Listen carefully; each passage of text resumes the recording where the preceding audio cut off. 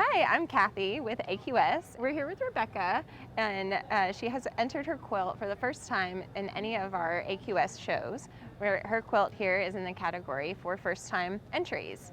So we're here to ask a little bit more about this amazing quilt that we have here called Tokyo Memories. So this is my quilt. I originally did a stained glass quilt for a friend, and I enjoyed the picture aspect of it without having to do like all those tiny little pieces. So when I went to Tokyo, it was our first time leaving, our first trip out of the country. And so this is just a bunch of panels and memories from our trip to Tokyo. And just a bunch of, so this is like the first temple that we ever found.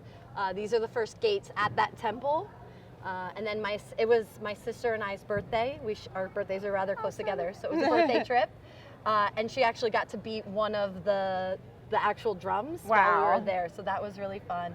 And so it's just a bunch of different panels of different things we got to do and see while in Tokyo. And while I was there, I collected all of the fabric. They have a fabric district for them. And so while we were in the fabric district, I spent a lot of money and bought a lot of fabric.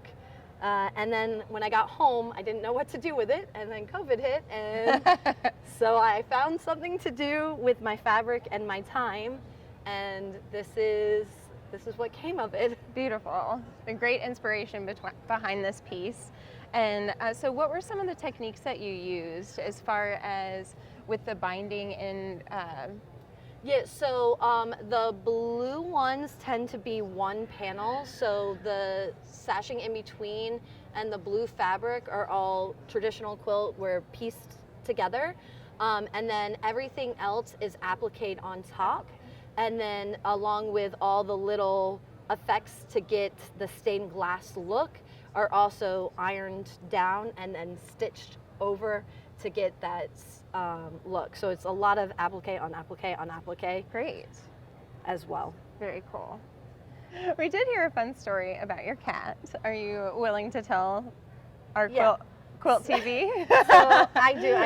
We have 3 cats at my house. However, one of them is the blanket tester or the quilting tester. So whenever I'm making a baby blanket or a quilt or I'm teaching someone how to quilt, she has to test it out and make sure it is kitty approved.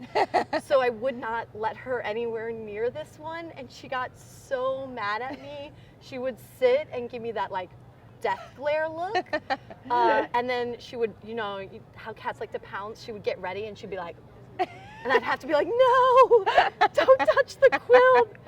So she was mad at me for quite a long time, and I would have to pull out other like quilts that I was working on or baby blankets that I was working on for her to lay on, but she was not happy for the longest time because she is my blanket quilt tester.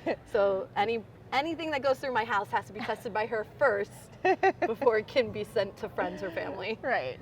Well, Rebecca, thank you so much. Your quilt is really amazing and perfect, if you will.